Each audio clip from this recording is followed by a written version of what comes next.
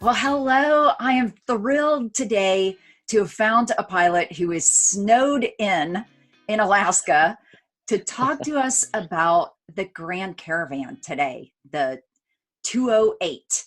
And so, David White, thank you so much for joining me today. I really hope that you're seated in a heated hangar because I see that you're in a hangar doing this interview. It is. Yes, it is heated. I was going to be impressed if you were wearing short sleeves and you were not in a heated hangar in Alaska in a snowstorm doing this interview with me. But tell me a little bit about how long you've been flying the Caravan. So I've been flying the Caravan off and on for about the last 5 years almost. June 2015, I took my first Part 135 check ride in a Caravan in Kodiak, Alaska. And I currently fly King Air B200, but I'm still a current check airman and instructor in the C208 for another company here in Southeast. That's amazing. Well, tell me a little bit about flying the Caravan. What kind of missions you fly with that and what its performance is for those missions. One of the best things about the Caravan is its versatility. It really is, it's a Ford F-250 of airplanes. You have a whole lot of functionality. You got a lot of space. You can carry 2,500 pounds of stuff, have 3.5, 4 hours of fuel, depending on how heavy the airframe that you're talking about is. And that could be 2,500 pounds of people, 2,500 pounds of cargo. Flying a Caravan up in Alaska, just kind of like it would be in Africa or in like Papua New Guinea. We're flying everything that you need to survive out to the villages. So that's, toilet paper, bottled water, medicine, anything you can think of that needs to get in or out of a village, we're taking it in and out of there. And then tell me about the runway conditions when you're landing. So that is a mixed bag. Some of the runways are better maintained than others. Here in Southeast Alaska, where I fly now, and I have for the last 3 years, we have they're all paved. I think our shortest runway here in Southeast is 3,000 feet or something like that, which is still pretty long in the grand scheme of things, especially for an airplane like the Caravan. So in Western Alaska, however, we would fairly routinely take a Caravan into 1,800 foot gravel runways, sometimes ice on the runway, big crosswinds, and the Caravan is built for that kind of flying, and it does a really good job at it. So explain a little bit why you say it's built for that kind of flying. What modifications or configuration does the aircraft have that really makes it conducive to that? Well, if you just look at the Caravan, it looks super overbuilt. It's like a tank.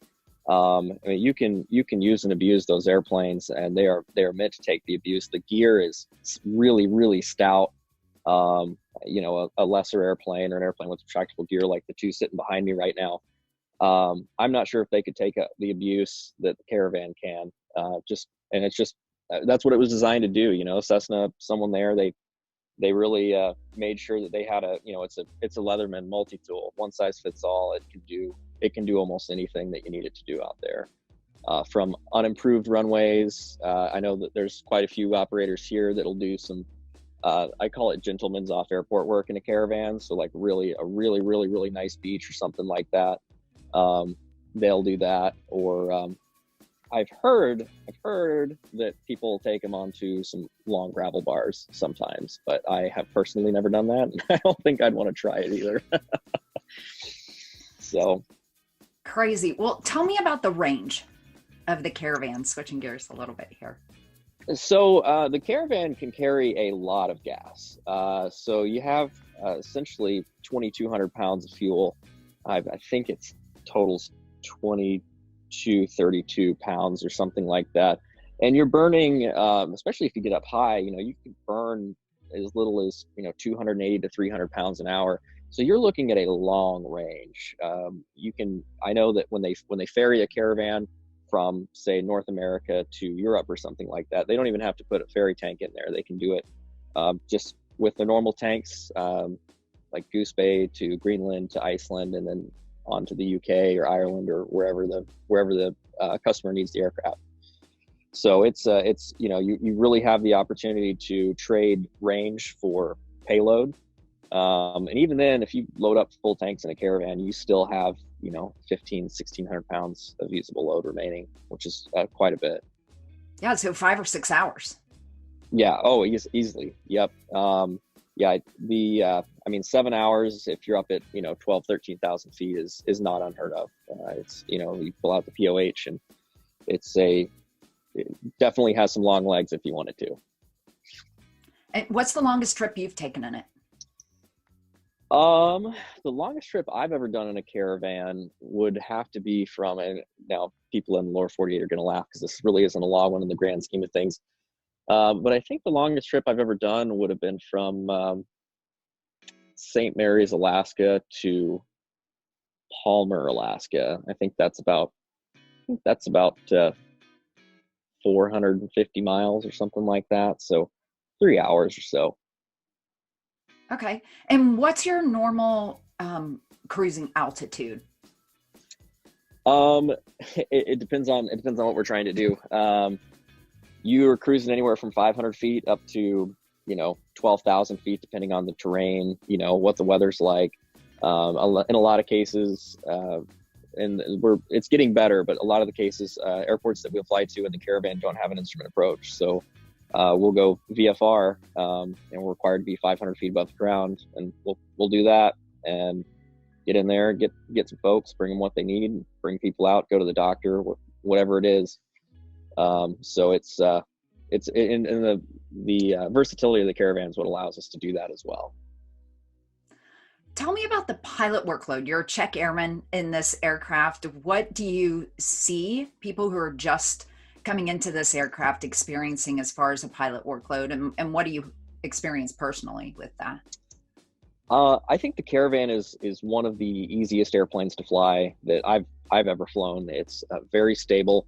I think it flies a lot like a big 182, and the speeds are a little bit faster, but not a whole lot faster with regards to like approach and landing and stuff like that. It's remarkably stable. It's a really good IFR platform for just, it's not going to surprise you or anything like that. It's a really well designed airplane for single pilot, high workload situations outside of the cockpit. And the airplane being such an easy airplane to fly helps lessen your workload in the cockpit. And then is the cockpit comfortable to sit in and fly in for 3 hours or 6 hours or however long you're there? I think it's a really comfortable cockpit. It's really roomy. I used to remember off the top of my head how wide it was, but it's not like a 172 or a 182, or even a higher performance jet like a Lear, where you're shoulder to shoulder with the guy sitting next to you. You've got a lot of room to move around. It's comfortable, and the seats are fairly ergonomic. So I think it's a very comfortable airplane for long distance flights.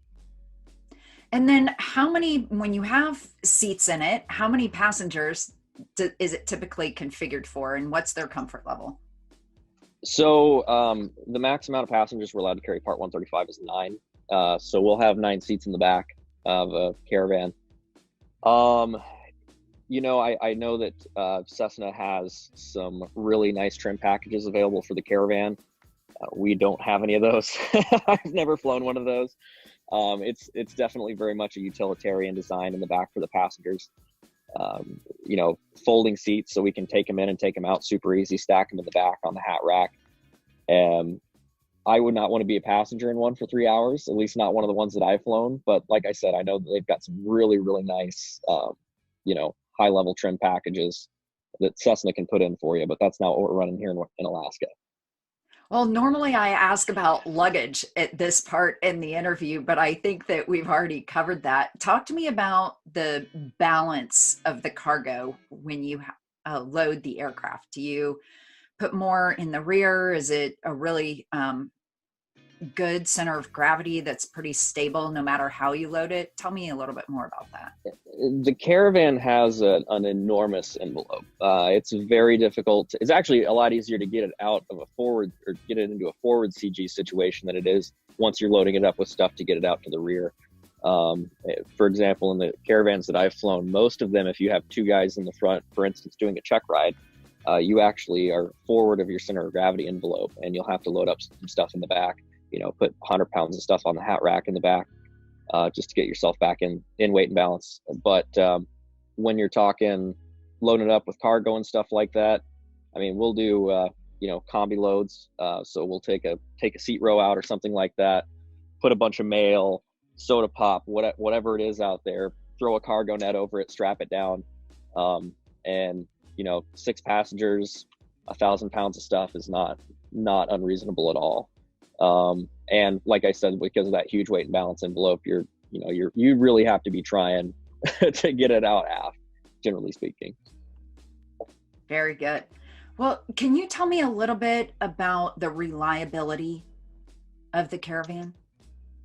The Caravan, just by its nature, it's a very simple airplane. It's got a PT6, which is arguably the most reliable engine ever built.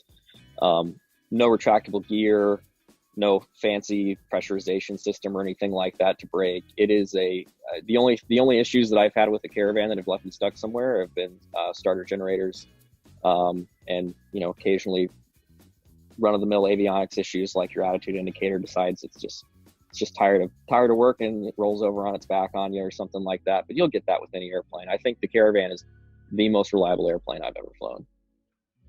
And tell me about the maintenance on it. Maintenance is super straightforward. There's not really, it's a strut braced high wing Cessna, just like anything else. The principles are all the same.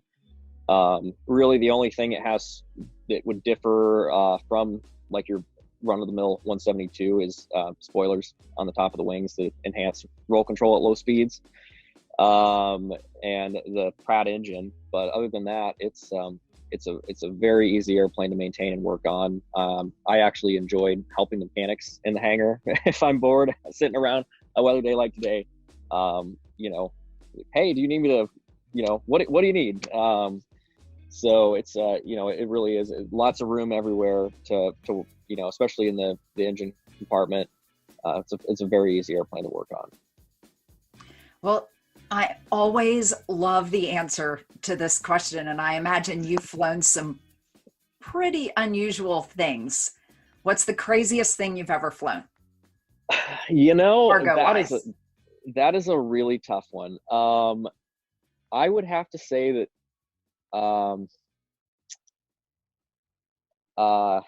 so like I said, we fly anything in and out of the villages. I've flown moose that have been quartered and bled. They're in these like bloody sacks. It's like, oh, that's gross. I've flown caskets out to the bodies to be buried, taking people home for the last time. I've flown 30,000 live bees, which I was not a huge fan of that whole operation. Because I'm allergic to bee stings. And that would have been a bad day. That would have been a bad day for me. I'd have to say, I would have to say that probably the bees. That was the most shocking one to me. I was like, why would anyone ship 30,000 bees? And they come in these little wood containers that are about that wide, about that thick, and it's just a little metal net or like a little metal front on it so that they can get air and stuff, and you can see them, you can touch them. It's very odd, and you just hope that there's not any bees in there small enough to get out through the little metal mesh. That would have been really nerve-wracking. How long were you in the air with those bees? I think it was about 35 minutes. And that was the longest 35 minutes of my life. I was looking over my shoulder the entire time. And with it being in Alaska, I think anywhere else, or if it hadn't been Alaska in the wintertime, we could have just thrown them in the cargo pod without worrying about it too much. But bees are very temperature sensitive, and if we'd thrown them in the cargo pod, I would have 30,000 dead bees by the time I got to where I was going. And the bee people would not have been very happy about that, I don't think. Yep, they pay for live animals to be delivered. I guess they want them alive. That's right. We got to do what we got to do to get the job done. Well, David, thank you so much for all of this valuable and practical information about the Caravan. I appreciate your time today.